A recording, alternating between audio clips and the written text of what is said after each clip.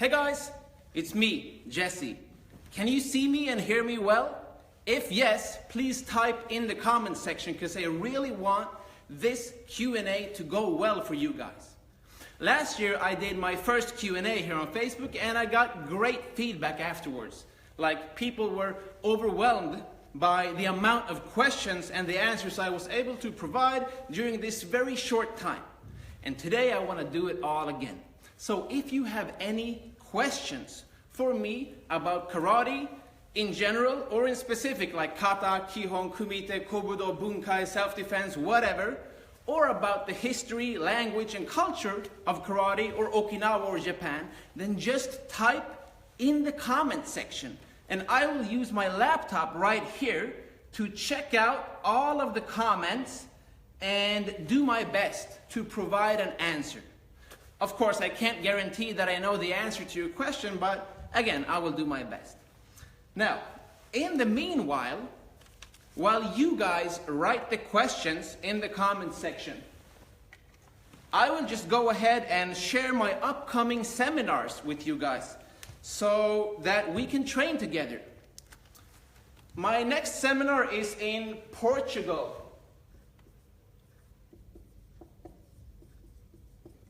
Can you guys see that? If yes, type yes in the comment section. If no, let me know because I'm looking at the comments. Portugal is April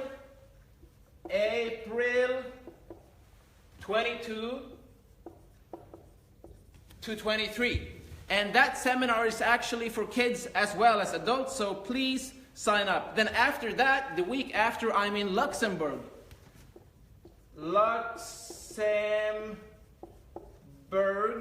And that will be April 29 to 30. So if you're in or around Luxembourg on April 29 or 30, then just please join the seminar. After that, we got London, UK. The first seminar in London is May 13, but it's already sold out, so even the royal family can't get in. That's why you need to come on May 14th to London if you want to train with me. And all of these seminars, you can find them in the events section on my Facebook page, okay? Then, after London, I will be in Toronto and Quebec by the end of May and the beginning of June. So let me just remove these. And guys, don't forget to write your questions in the comment section right now, because in a minute or so, I'm gonna look them up and see right here on my computer, on my laptop, what you guys wanna know. So, oh, by the way, please forgive me if I stumble on some words, because English is not my first language. So I will be in Toronto. Toronto is May 27 to 30. And then the week after, I'm in Quebec, which they tell me it's in Canada, but everyone speaks French there. Because I've been there before. Quebec. How do you spell that? June. June 3 and 4. After that, I will be in Spain, and this is my first time in Spain. Spain, España, hola, por favor. And I will be there June 24. June 24 to 25. And I promise this video is not about my seminars, it's about your questions and my ability to reply and respond to those on video. But while I'm waiting for your questions to come in the comment section, please write your questions. I'm just telling you about the seminars. And then finally, I have my last one in the Netherlands, in Holland. That will be July 8 to 9. And this will also be my first time in the Netherlands. So I'm looking forward to that as well. Okay, now, let me just look at the comment section and see what you guys have for me. Okay. Let's see. A lot of questions. What is your first language? My first language is actually Finnish because my parents are from Finland. But I grew up in Sweden, in Scandinavia, so my second language was Swedish and then English. And then I studied Japanese, first in senior high school, then at university here, and then at university in Okinawa Daigaku in Japanese. And basically that's my history with language. And of course I studied Spanish as well in school for 6 years, but I don't remember anything except cocodrilo, which means crocodile. Okay, next question is from Ramtin Soheli, who wants to know if I will do another web series in mainland Japan. So for those who don't know, I recently did like a web show in Okinawa, the birthplace of karate, where I visited different dojos and tried to learn more about the culture and the language and the knowledge of the roots of karate. And of course, I could do that in mainland Japan as well, but to be honest, my knowledge of the karate community in mainland Japan is not as good as Okinawa, because I've been to Okinawa like a dozen times since I was a kid. So that's why it was so natural for me to do that web show, all those 8 videos. But, you know, mainland Japan, I've only been to Tokyo, Kyoto, Osaka, Shizuoka, Shimizu, and one more place. I don't remember the name. But I don't have that much karate experience. That was just tourism in Japan. So, you know, if you know any cool dojos in mainland Japan, hit me up, and maybe in a year or so, I could do that. But I've heard that the radiation levels in the Fukushima, the power plant, the nuclear stuff is super dangerous. So hopefully it will be safe by the time I go there, if I do a web show from mainland Japan as well. Okay. Oh, by the way, I want to know where you guys are from. So please write your country in the comment section so that I can see who I'm talking to. Okay? Cool. Next question. Let's see.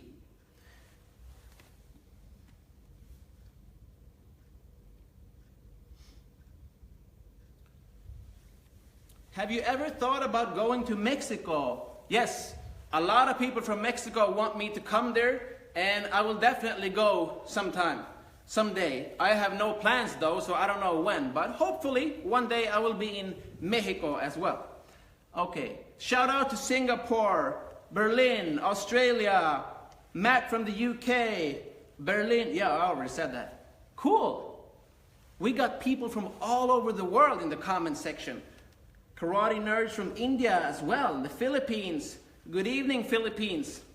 It's actually 1 p.m. here where I am right now, so I really appreciate that some of you are up early or up late just to watch this. Now, let's go on with the next question.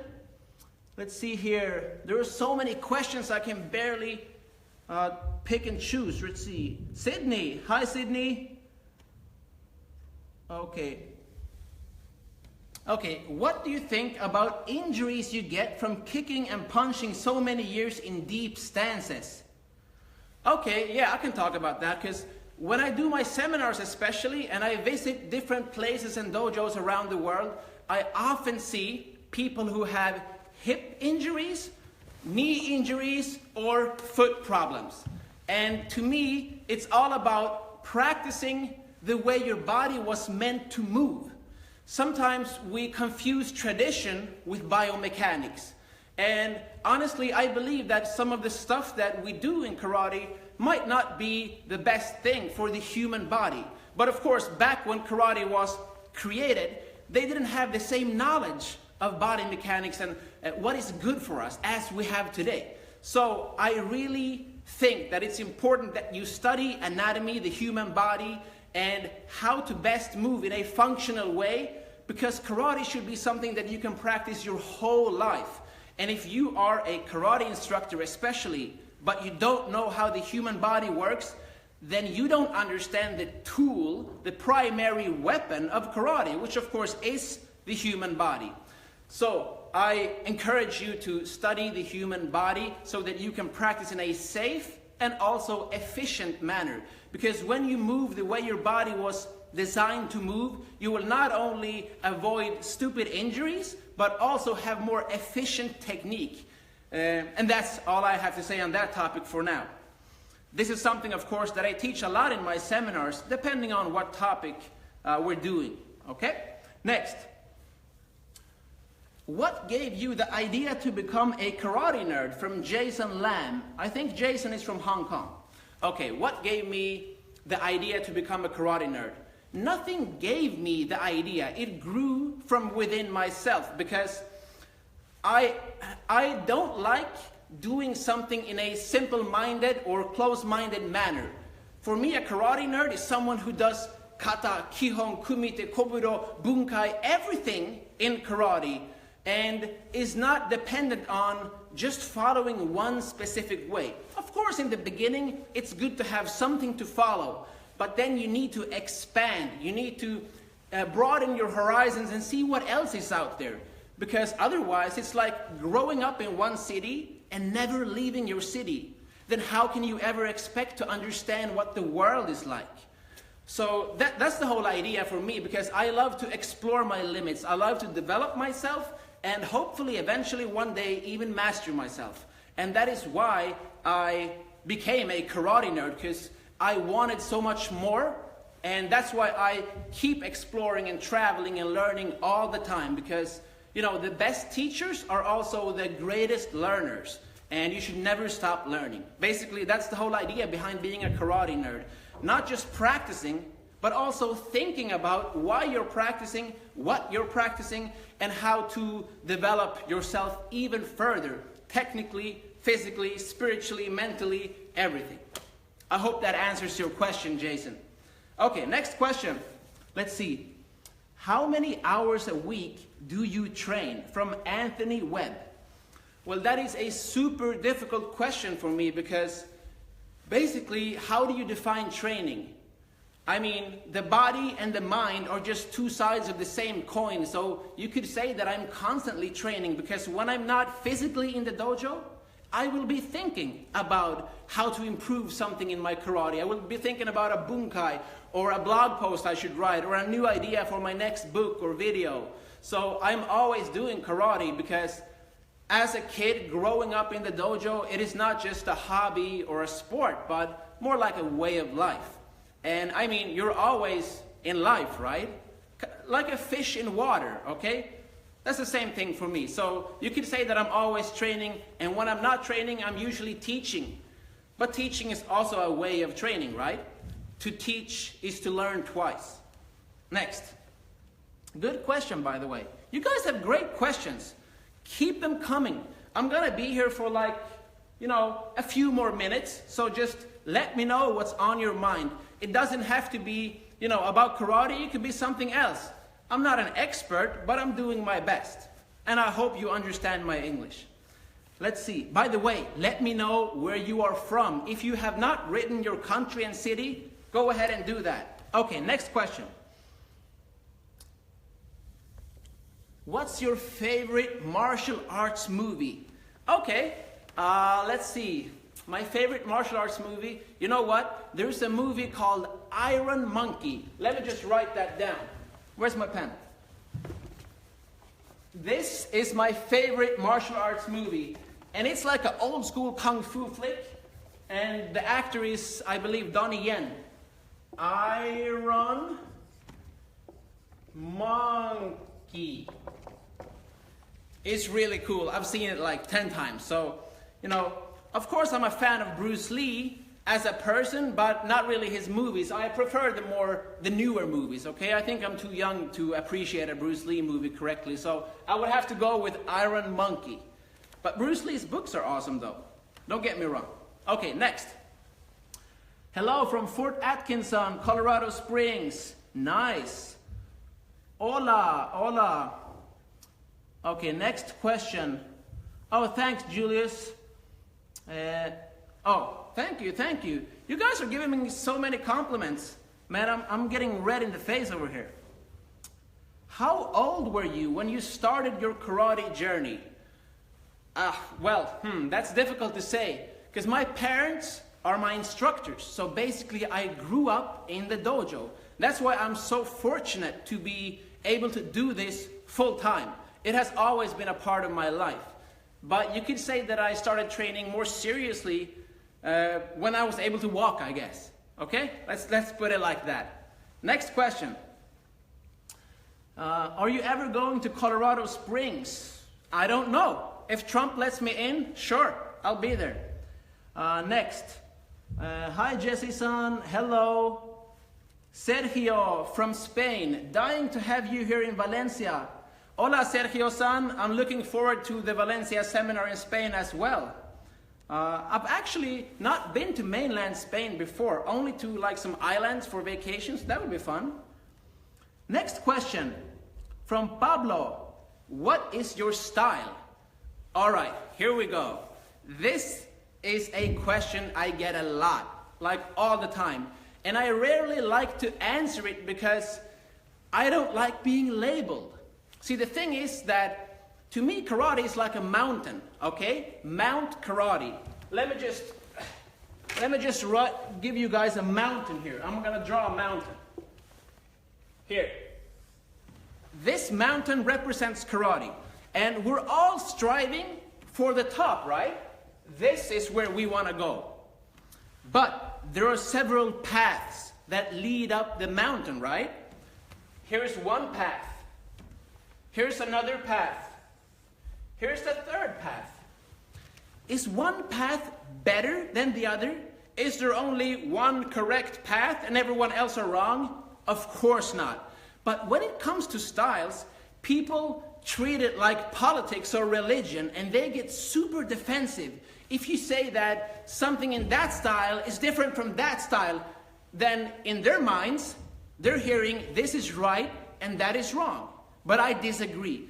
Styles are just different ways of interpreting the principles of karate, which will always be based on the human body and the application when it comes to combat with another human being. Okay? So we're all striving for the same top. And in the beginning, the styles, the starting points, look very different. For a beginner, Shotokan, Goju-ryu, Wado-ryu, and Shito-ryu, and Uechi-ryu, and Shorin-ryu will look wildly different, right? And that's because you're a beginner. You're down here. But as you progress, as you get closer to the top, notice what happens. The paths get closer and closer to each other. And that is because the principles of mastery, no matter what you're doing, karate, swimming, tennis, basketball, painting, the principles of greatness are always the same. And that is why the more advanced you become in karate, the less you start caring about styles. Because at this point, it's irrelevant. But in the beginning, it was all you knew, right? And that's the natural development and evolution of karate and yourself as a karate practitioner. So that is my answer, and I hope that helps. Okay? Next. Let's see. Hello from Quebec. Hello, Quebec. How do you say in French? Oui? No, what's hello? Whatever.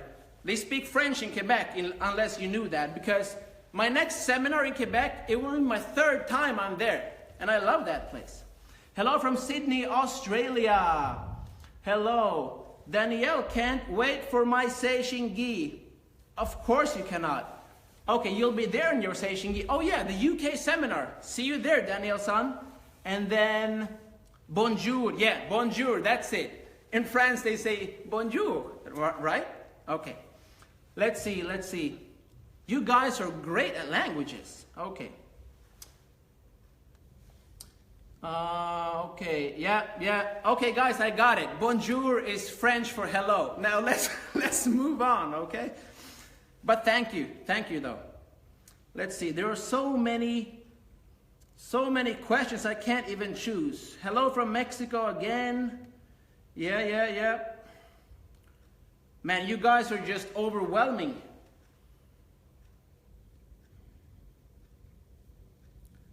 And remember, please write your country and city so I can see where you guys are from.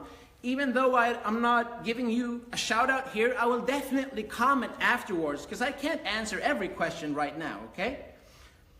Let's see. How do you teach focus to students that lack vigor? From Colin in Ireland. Okay, how do you teach focus? Well, first of all, you have to understand what is focus. And let me just help you with that.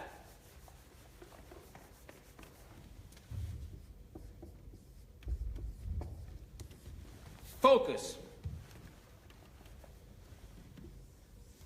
This circle right here represents your mind. And usually, here's what people do. These arrows represent your attention or your concentration. And right now, this is someone who is very extroverted, which means that their attention is all over the place. And that's usually what happens with kids especially. And especially these days when there's so much input everywhere, right? Like social media. Okay. And this is not concentration or focus, right? Okay, so most people think that the opposite, this,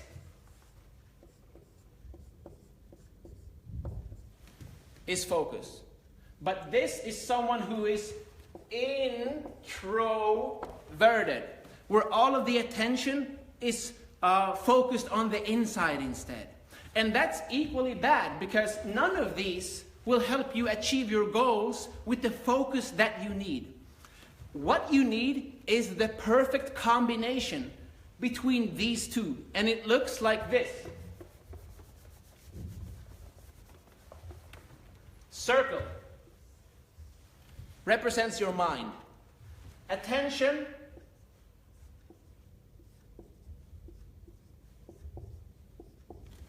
going in, except this. Meaning you shut off all external distractions right here. Distractions, shut off. And then focus your attention towards the goal, which means that you need to have something to aim for. If you don't know what the purpose of an exercise or a drill is, then you will lack focus because your mind doesn't know what to aim for. And of course, if you don't know what to aim for, you don't know what to shut off. This part right here. So if you understand this model, this mental image of how focus works, then I think it will be easier for you and your students to have focus. Because then you can actually design exercises just to improve your focus. For example, to do a kata with someone screaming around you, or to do kumite with fighting with someone throwing focus pads at you. You know, you need something that distracts you and then something to focus on. Both parts will help you achieve better level of concentration and mental focus. Okay, I hope that helps. Good question. Next, let's see here. So many questions, I cannot even choose. Let's see.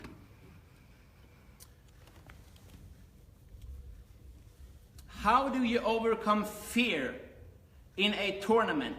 That's a good question because I've had to overcome fear many times. Sometimes when I'm doing kata, like when I went to the European Championships or the World Championships in 2012 in Paris, you know, there were 12,000 people in the stands and everyone are looking. Of course, everyone are not looking, but it feels like everyone are looking at you. And when I did MMA, full contact cage fighting, you know, fear will always be there. And once you realize that you don't have to make fear go away, you just have to dance with the fear and befriend the fear. Then you can go ahead and do what's required to get the results you seek. With fear, not without fear. Because the best fighters, they're not fearless. Fearless is a myth. They do it despite being afraid, despite the fear. And that's what makes them so great, because other people are like, oh, I could never do that. But that guy can, and it's not because he's not afraid, but he does it anyway, or she does it anyway. And that's the whole point. don't get paralysis by analysis. Sometimes the Nike slogan, just do it, is all you need. Okay? Hope that helps with fear. I've written an article, How to Fight Without Fear, where I explain this even more. Check that out on my blog, karatebyjesse.com. Where else? Okay, next. How are you training your balance skills? How do you train balance? You don't need to train balance. Your body is designed for perfect balance unless you get in the way. Our natural state of being is imbalance, but sometimes we make ourselves unbalanced by unnecessary tension or errors in technique, in the course, how we do our moves, or imbalance in our bodies. So for me, to achieve balance, I don't think about balance, because balance is a natural instinct of your body, and if you try to control it, you just ruin everything. Let balance come and focus on finding the correct way to use and move your body, and the rest will sort itself out. Of course, you can do exercises to challenge your balance, and that will help as well, but the body is super specific. So if you want to improve your balance in something, then you should work on that thing and not do other silly stuff like balancing on big yoga balls and stuff like that, because that will not carry over to what you really want to be good at, which of course is karate. Make sense? Good. Next. Hello from South Africa. Yay. Hi South Africa. Hello Germany. Hello Australia. Next, let's see. Oh, Italy. Ciao, grazie mille. That's like how far my Italian goes. What are your thoughts on karate and MMA? And it's from Adam Chalmers. Okay, good question. Maybe if you've seen MMA recently, like the UFC and Bellator and other big MMA organizations, then you might have noticed that more and more karate practitioners are popping up. And that's because, not because karate is perfect for MMA, but because the principles of karate can be applied in a different context if you know how. If you go into a cage and try to do karate, yay, like that, then you're gonna get, knocked out immediately. You have no chance, because you need to understand the context. And the context that karate was created and developed in is not the cage. It is not against a trained fighter with rules. Of course, traditional karate, there were no rules. You could bite, you can kick the groin, you can do these elbows, and that's, forbidden in MMA. And then when karate became modernized in mainland Japan, they added other rules to make it more suitable for sport. And none of those will be perfect for MMA. So you need to understand what the basic principles of karate are, and then see how you can apply those, like in the cage or in the ring or wherever you want to use that, or even in the street. To me, it's all about how to generate power, how to position yourself, how to use the force of your opponent to your advantage, how to understand, how the joints work, chokes, locks, takedowns, throws. All of these things are in karate if you just look for them. And especially if you look at bunkai, because when you compare bunkai, the practical application of a kata, to an MMA fight, you will see many techniques are similar. And that's why karate does work for MMA or for the UFC, but only if you understand how to apply it. Do not try to use karate against MMA, because you should not be playing with their rules. They should be playing by your rules if you want to have a chance of winning. Okay? That's my answer. And of course, most of you know that my brother is a professional MMA fighter. He's still undefeated, and he started with karate. He practices karate, but he tries to use some specific stuff from karate in his MMA to make it even better, and to have a secret weapon that his opponents will not understand. Because like I said, there are few karate people in MMA, and those who are there, they really know how to use it well. Okay, next question, let's see. Oh, hello from Nigeria. Hello, Erma-san. Nice to see you at the KNX, by the way. I'm recognizing some of the names here in the comment section because you guys have been in this community for such a long time, supporting my work, helping me with my books and my videos and my seminars and everything, and I really appreciate your support. Thank you so much. Okay, next. Guten Tag from Germany. That's the good day, right? Yeah. Will you organize a cultural seminar in Okinawa?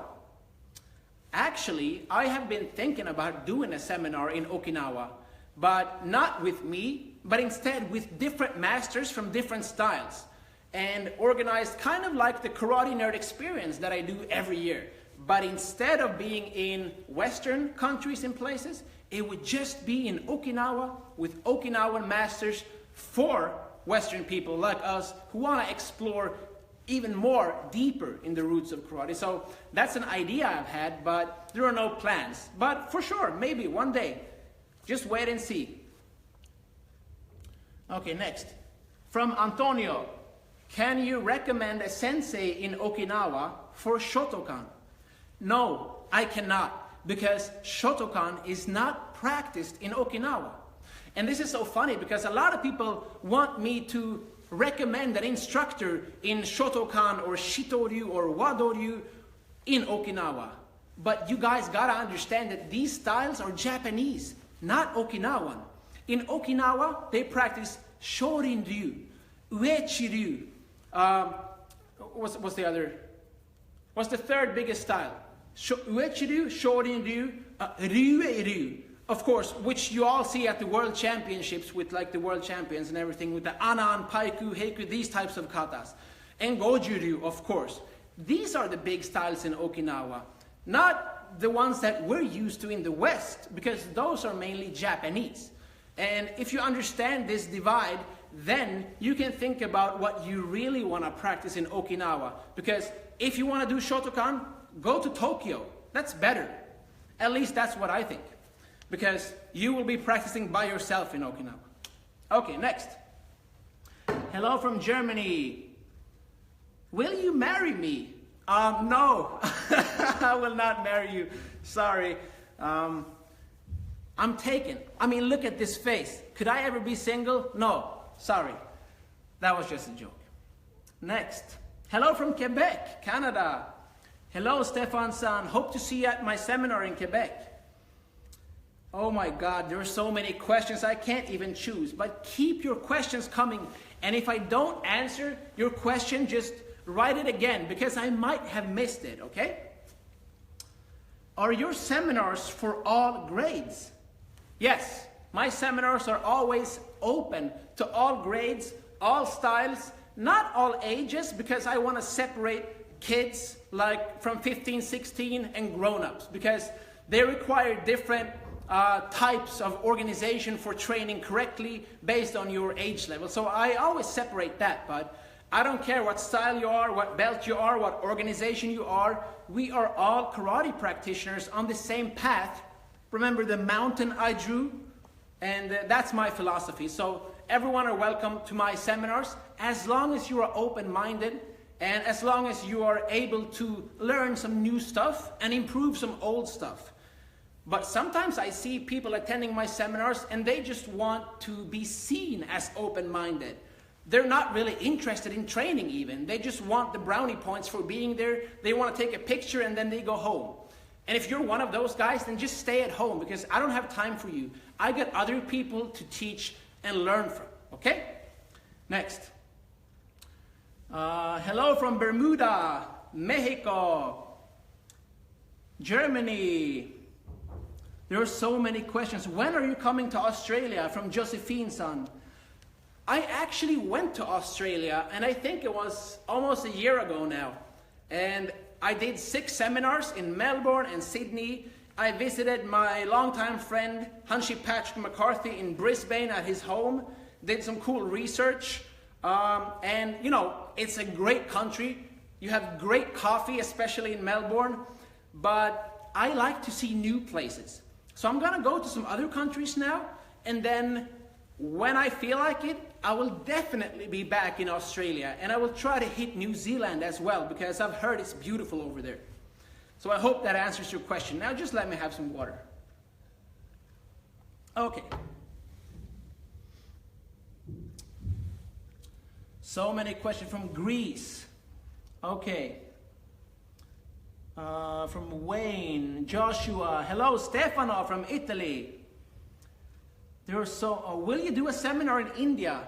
Man, I love Indian food. And I mean, that's reason enough just to go to India. So definitely I will be in India one day. What's your opinion on Thai sabaki? From Elias' son. Thai sabaki, for those who don't know, means body movement. And to me, that's huge and it's super important. You gotta understand though that sometimes you don't have time or ability to move your whole body from your opponent. So then there is something else called tenshin, which means body rotation. So you just move on the spot, which is something that you can use when you're closer to your opponent. And they do this a lot in Okinawa because the old style way of doing karate is much closer, the distance. Modern karate, we have much greater distances. And that's why we can do more Thai sabaki, moving our whole bodies to always position ourselves and be safe.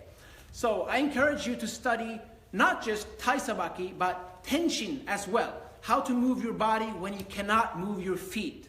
Okay? Hope that helps. Next question.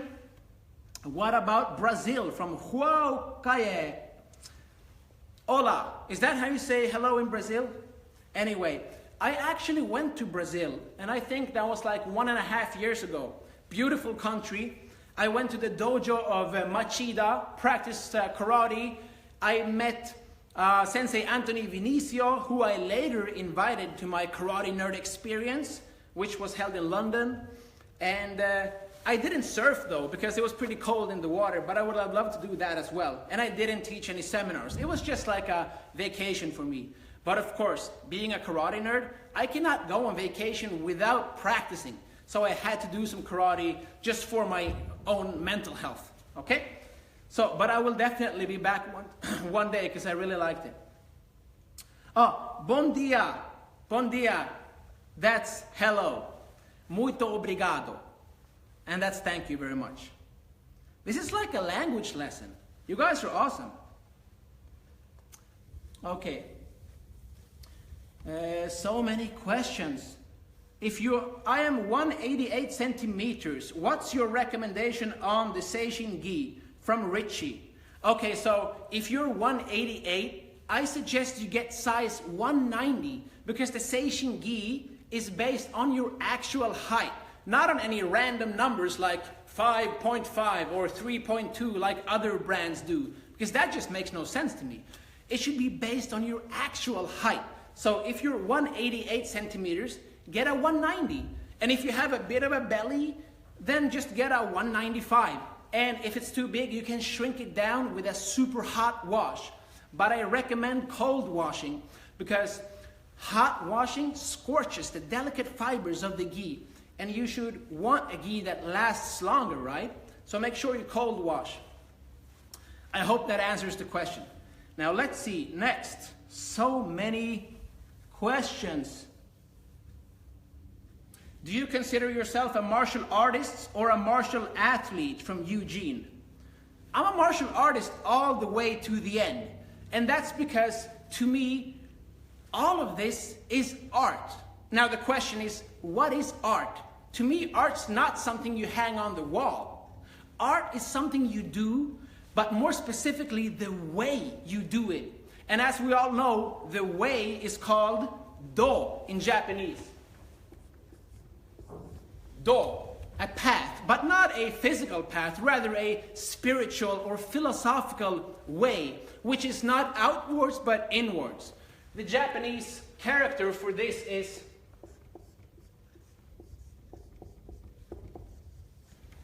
do, also known as michi. And this is what you will see at the end of popular Japanese martial arts like judo or aikido or kendo, naginata do, all of these different martial arts from Japan have this same meaning with the do. And to me, that's what makes it an art. Otherwise, you could be, sure, you could do karate for a sport or for a hobby or for something else that is not related to the idea of martial arts. But to me, that would be fooling yourself, because there's so much more to get from karate if you consider yourself a martial artist and not just a karate practitioner. Okay? That's it. Next question.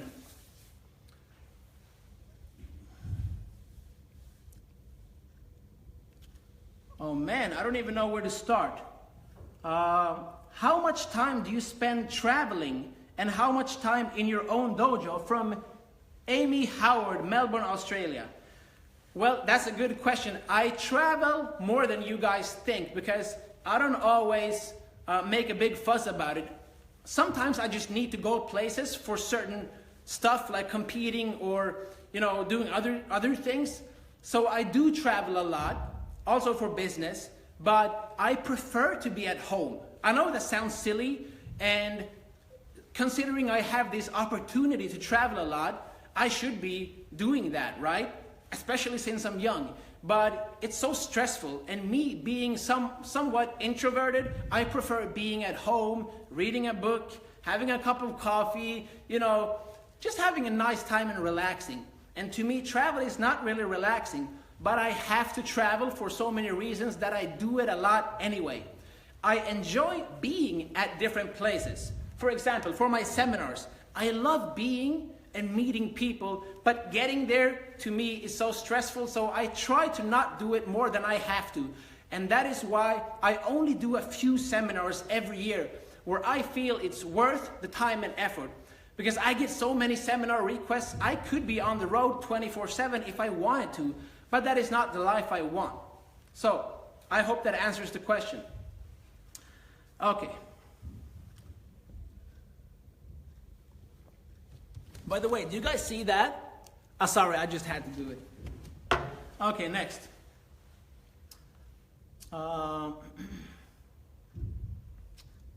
Do you ever practice other martial arts? From Arthur Wolakson. Yeah, man. I mean, growing up in a martial arts center, we didn't just have karate. I mean, I did Brazilian Jiu-Jitsu, we did Kobudo, the weapons. I did MMA, we had these sparring classes, we call it Jisen Kumite, which means basically everything goes, or Vale Tudo in Portuguese, which they do in MMA these days. And then I've done the sword, Kenjutsu, and Iaido, which is the Japanese way of using the sword. I've tried Kali, Arnis, Eskrima, you know, the sticks, the Filipino martial arts. I've done Jiu-Jitsu, Judo. I've done like most of the big martial arts, because I don't want to limit myself. I want to learn as much as possible, like I said before. And I think that by looking at other martial arts, you can understand karate even better. Remember that mountain I did, right? Here. This mountain represents karate. And here's the funny thing. By climbing a mountain next to your own mountain, you can see your own mountain from a different perspective, right? Does that make sense? So by cross-training, by looking at other martial arts and even trying them out, you will gain a deeper understanding of what you're doing yourself in karate. And if you're a karate nerd like me, that just makes perfect sense. But often we don't have time, right? But then use technology, use internet, use books. You can still gain the benefits from studying other styles. You don't always have to do them physically. But of course, that's the best.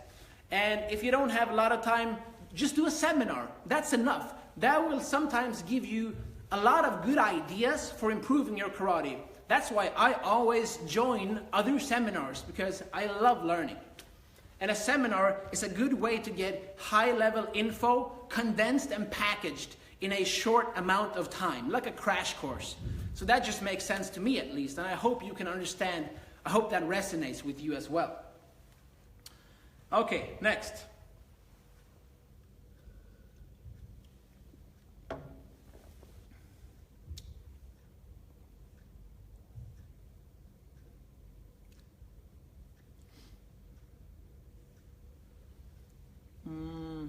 So many questions. How is the planning going for KNX 17 from Ian-san, Canada?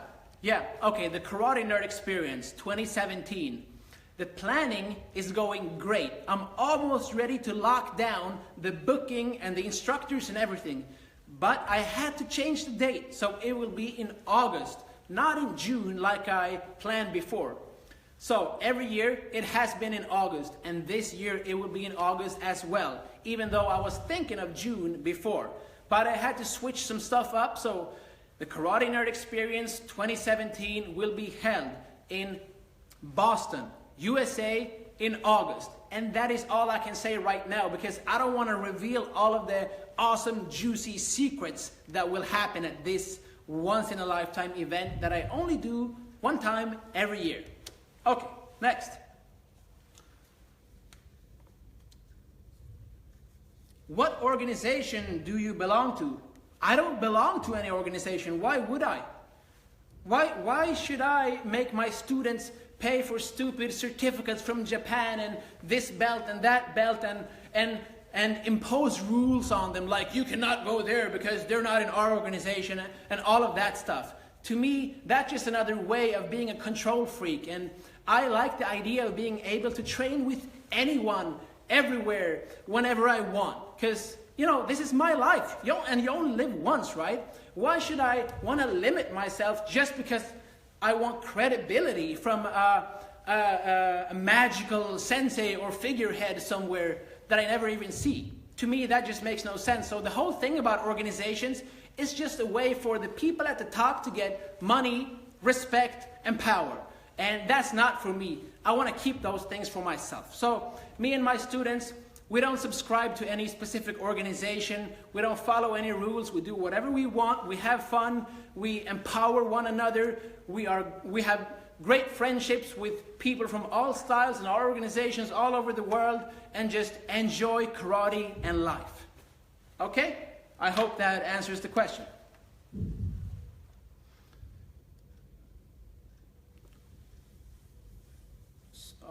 Okay, let me just have some water because that really burned my throat. By the way, if you're just logging on right now, let me know what country you are from. Please write your country and your city in the comment section. Because it's so cool to have people from all over the world here. Hello from Greece. Who is your master in your system? Well, my mom is, because this is a family dojo. And as long as she's alive, she will be my master. That's just the way it works. The sensei is the sensei, and a dojo can never have two senseis because that's like two suns in the sky. It just doesn't work. So, my mom.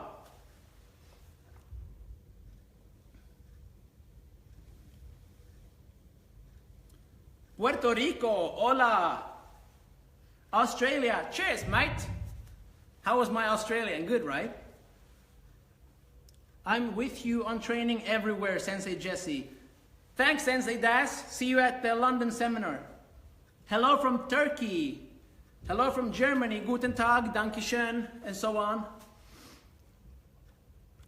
Oh my God, there are so many questions, guys. I can't even pick. So, let me see. Oh, thanks for answering my question. You're welcome, Arthur. My pleasure. Oh, hey Craig, thanks for hosting me in Australia. Must be late there right now. You should go to sleep, but thanks for staying up. I really appreciated you hosting me in Australia. You made that trip so much easier for me. How do you find peace in your karate training? From Julie in Denmark. Okay, that's an interesting question. How do you find peace in your karate training? To me, karate is about going inside, not outside. And I think that you get stressed out when you only think about external stuff. Because you can divide the world into the external and the internal. And when you're constantly being pulled from different people, your sensei, the guy standing next to you, the girl standing over there, people watching training, and you have all of this pressure, this outside pressure, especially if you're competing to perform, right? Then I think that you cannot find peace unless you go to your happy place inside. You have to understand, why do you practice karate? And once your training is aligned with your purpose, then you will find peace in training.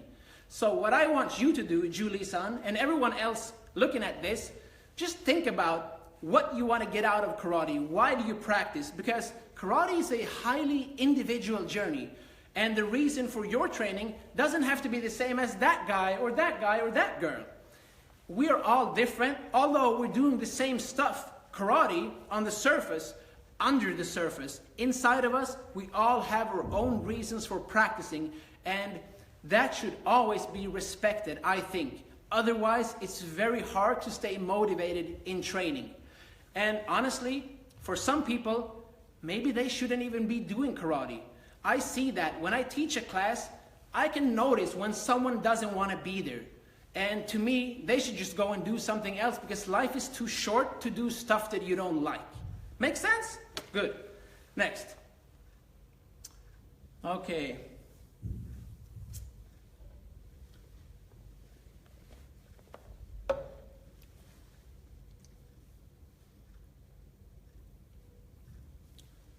Yeah, keep them questions coming. Guys, there are so many comments.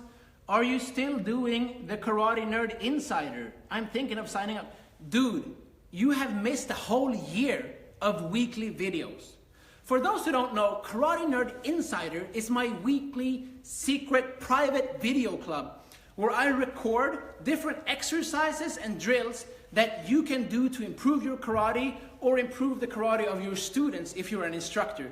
Every week I record these videos and send out, but they are not public. They're only for the members of Karate Nerd Insider. And yes, I'm still doing them. I've been doing them for a year right now. So I encourage you to sign up if you want my weekly videos. But the videos are not just me talking like this. It is actual practical exercises and advice that you can use immediately, because I'm all about practicality. It should not be something you cannot use or some woo-woo theory. You know, I'm all about theory as well, but it needs to be applied. And that's what I think video is so good for. Video can help you understand techniques on a whole different level compared to a book, which is great for theory. So if you want practical weekly videos, go get Karate Nerd Insider. Next question.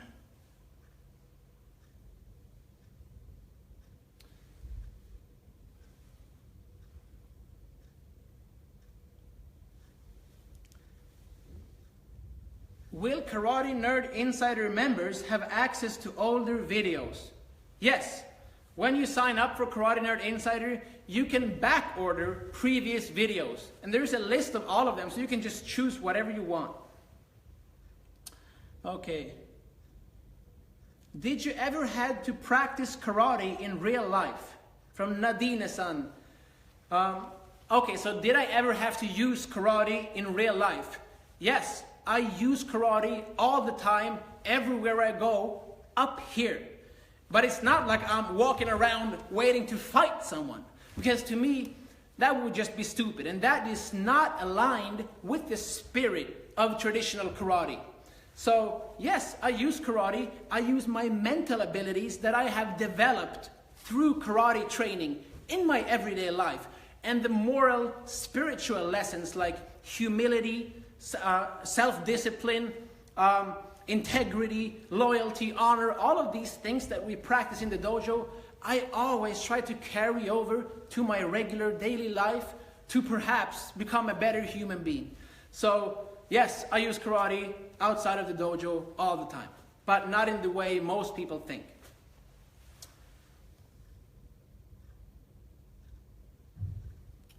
How old are you?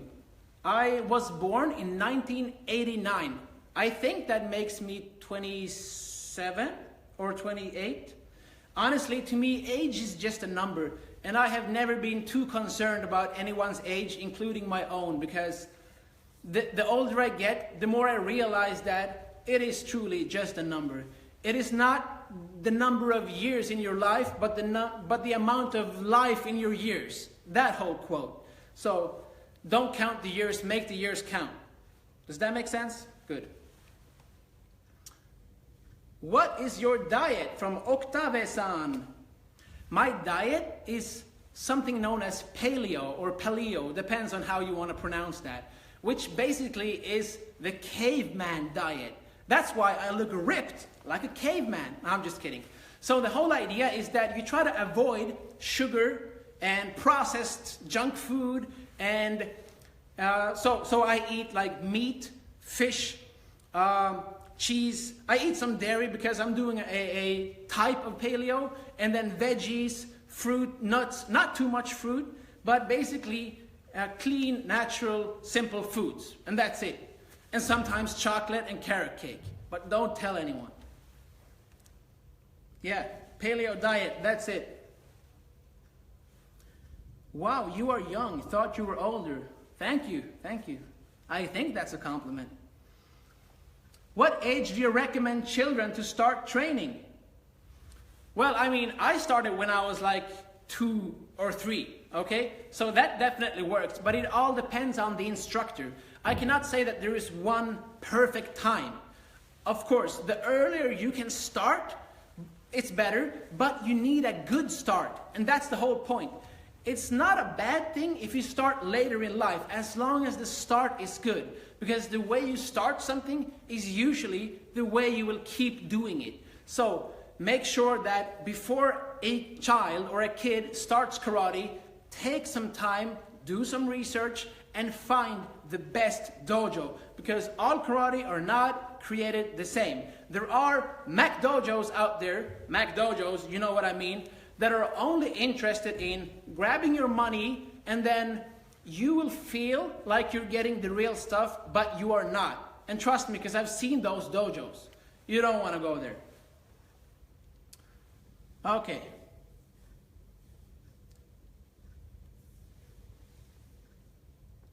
Don't you overdo karate, forgetting about life? Well, look, life is what you make it.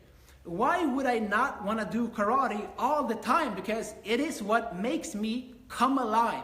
This whole thing, doing karate the way I do it, is a way of life. It is not a part of my life that just sucks energy. No, it could be if for example, if I just did it for money, like people do jobs. They sit at the desks all day and they just think their life sucks. But for me, it's not like that, because I have a higher purpose. I'm doing this just for myself and to see how far I can get, connecting with like-minded people like you guys talking to me right now gives me a higher sense of purpose.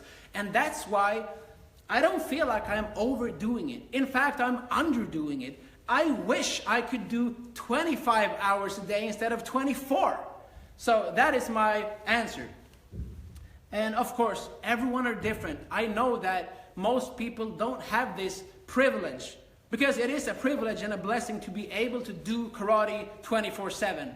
And I do understand that, and I don't expect everyone to have that same background. But I do my best to share what I can learn from this with you, so that you can improve your karate and maybe even your life from what I learned in the process. Hope that makes sense.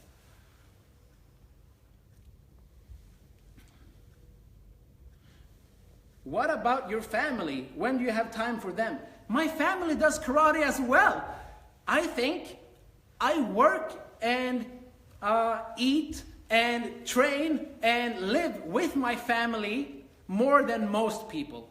It's not like I'm in the dojo isolated. They're there with me, everyone. Okay. Are you coming to Scotland? From Scott Reed. Scott-san, I went to Scotland last year, and I might come back if people want me back. Definitely. I loved it there. They treated me well. Okay. Do you have a process for learning a new kata? If so, can you share it? From Zachariah Camp. Yeah, sure, Zach-san. My process for learning a new kata is to beat it into my head. I repeat it as much as I can like a maniac. And after that, I write down important details like, oh yeah, you should move right foot when you turn, and then your hand should be like that, so I don't forget those important small details. And then finally, I try to video film myself doing the kata correctly, so that later on, when I'm not in the dojo, I can look at that video just to get that visual reminder. You know, when you're on the bus, when you're waiting for something, when you're on the toilet, just look at that video of yourself, and then that will reinforce the memory of the kata in your head.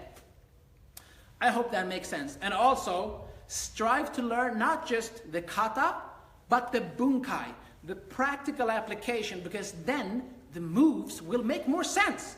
And when you have that clear picture of what the techniques are for, they will get stuck in your head much more easy. Okay? Next.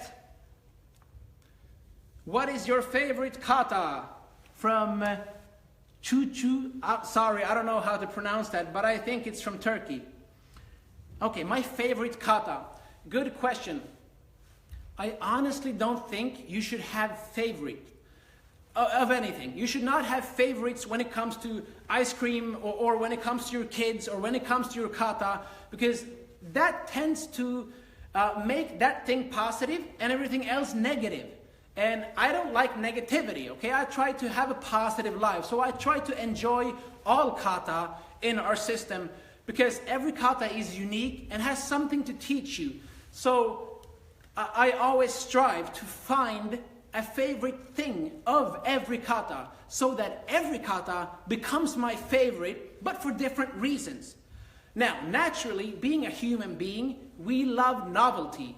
We love something that is new, which means that whenever I learn a new kata, that tends to become my favorite kata for the moment. But I try not to have any favorites, except carrot cake. Next. Oh, konnichiwa, Hitachi, Japan, hisashiburi. Oh, sorry, we haven't met before.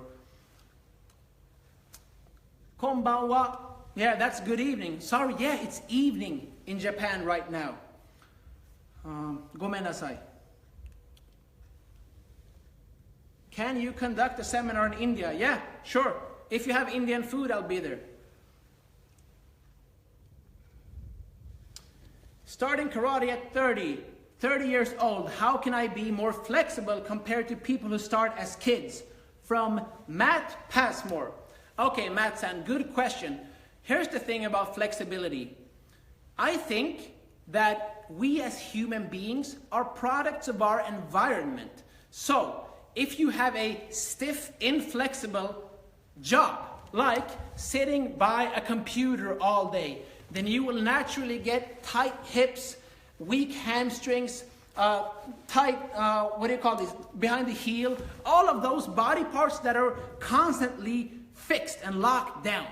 So, you need to understand that, first of all, maybe you should be standing up. For example, I'm standing up right now, and I always stand up at my desk because I have a standing desk, because I want my environment to promote movement, not sitting and being passive.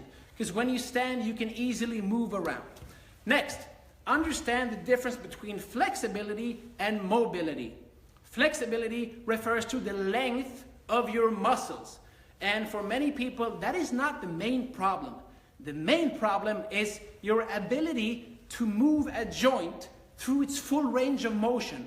And that is called mobility, which involves an element of strength, functional strength.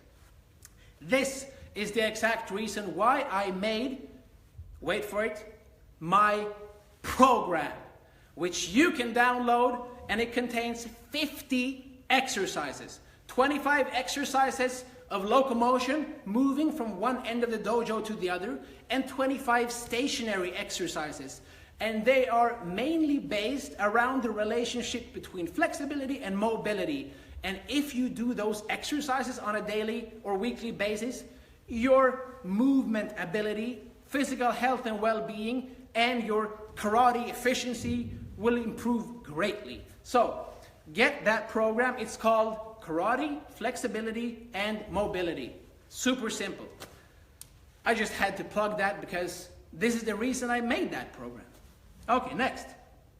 Please break a board for me. Dude, I don't have any boards here. But if I had, you know what? I broke a board together with Master Ken, the founder of Ameridote, and he's an 11th Dan. So, if you want to see that video, just check YouTube, search for Master Ken, how to break a board. And that's me in the video. And there you can see me break a board, but not like you think. Okay.